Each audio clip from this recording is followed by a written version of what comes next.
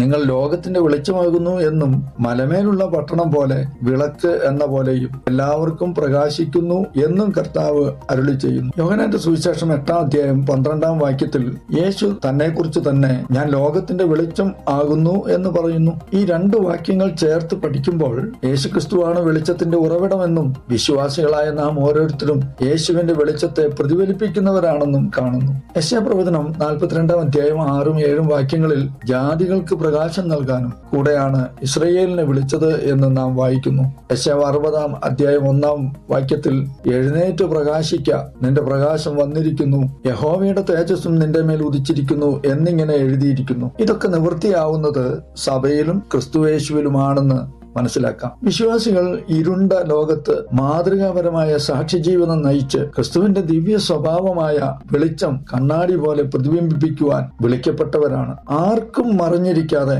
കാണുന്നവർ ദൈവത്തെ മഹത്വപ്പെടുത്തുവാൻ ഒരു മലയുടെ മുകളിലുള്ള നഗരം പോലെയും തണ്ടിന്മേൽ വെച്ച വിളക്ക് പോലെയും ആണ് അവരുടെ ഈ സാക്ഷ്യം.